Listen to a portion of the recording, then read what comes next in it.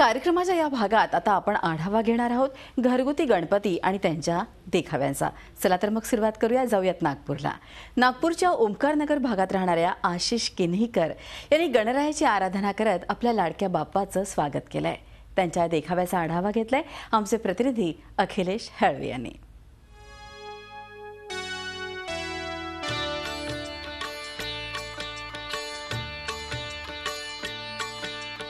नागपूरच्या ओंकारनगर भागातील या घरात त्या क्षणी आहे किन्हीकरांचं हे घर आहे। या घरात गणपतीची स्थापना केली आहे। या स्थापनेमध्ये किंवा कोणी सजावटीमध्ये काय वेगळेपण आपण जाणून घेऊया।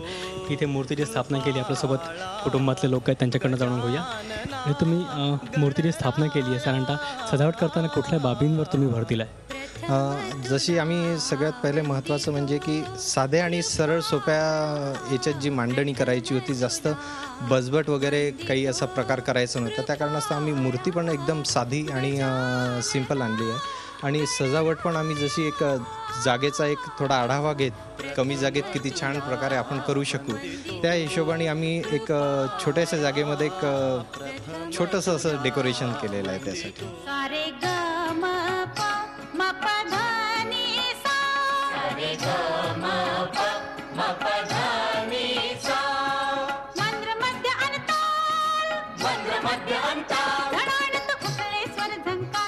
आरासमध्ये बघतो की तुम्ही इलेक्ट्रिक रोषणाईचा वापर केला आहे किंवा थर्मोकोलचा वापर केला आहे। आरास मांडताना कुठल्या बाबींवर तुम्ही भर दिला? सगळ्यात जास्त लक्ष आम्ही दिलं आहे की जसं बाप्पांना सगळ्यात जास्त जास्वंदाची फुलं आवडतात, तेच आम्ही जास्वंदाच्या फुलाचा थोडाफार त्याच्यात प्रयोग केलेला आहे की जेणेकरून जसं मंगलमय बाप्पांना जे गोष्ट आवडेल तीच आम्ही दर्शवण्याचा प्रयत्न केलेला आहे। कारण तुम्ही स्थापना केली आहे, गेल्या किती वर्षापासून करता आणि काय मानस आहे स्थापन करण्यामागचं? खरं तर सांगायचं म्हणजे हे आमचं पहिलंच वर्ष गणपती बसवण्याचं।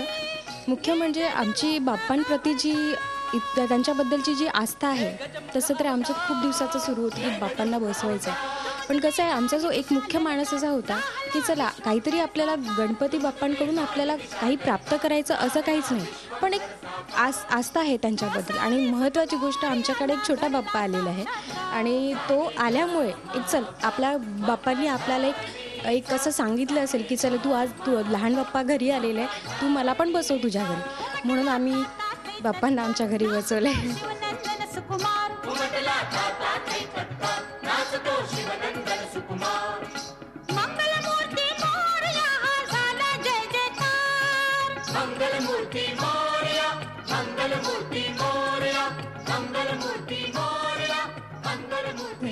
आता 10 दिवस आपल्याकडे गणपती असतो, ह्या दिवसात तुमच्या घरचे कार्यक्रम काय असतात, काय वेगळेपण असतं किंवा काय कसं रुटीन असतं? आमच्याकडे सकाळी आणि संध्याकाळी आम्ही सगळे आमच्या फ्लॅटमधले जेवढे जण आहोत सकाळी आणि संध्याकाळी छानपैकी आरती करतो। आणि सकाळी आम्ही सगळेजण मिळून बाप्पांची पूजा करतो, त्याची आरती करतो, त्याच्यासाठी नैवेद्य करतो। सकाळी आणि संध्याकाळी आम्ही त्यांना पूर्ण नैवेद्याचं ताट दाखवतो आणि सगळं तर बाप्पांच्याच प्रती आहे। दर्शन मात्रे मन स्मरणे मात्रे मन कामना पूर्ती, जय देव जय देव। रत्नाखचिता फरा तुझ गौरी कुमरा, चंदनाची ओटी कुंकुम केशरा, हिरे जड मुकुट शोभतो बरा, रुंज तीन पुरे चरणी घागरिया, जय देव जय मंगल मूर्ती हो श्री मंगल मूर्ती। नागपूरच्या किन्हीकर कुटुंबाने पहिल्याच वर्षी बाप्पाची स्थापना केली आहे, पण कुठली अपेक्षा ठेवून नाही तर श्रद्धेपोटी त्यांनी बाप्पाची स्थापना केली आहे आणि रोज इथे त्यांची आरती देखील केली जाते। व्हिडिओ जर्नलिस्ट रत्नश्रीसह अखिलेश हळवे, झी मीडिया, नागपूर। तर अशा कितीतरी सुरेख इको फ्रेंडली आणि घरगुती गणपतीच्या देखावे आपण आपल्या विशेष कार्यक्रमात बघत असतो। आज आपण इथंच थांबूया। पाहत राहा झी 24 तास आणि रहा एक पाऊल पुढे। गणपती बाप्पा। झी 24 तास, रहा एक पाऊल पुढे।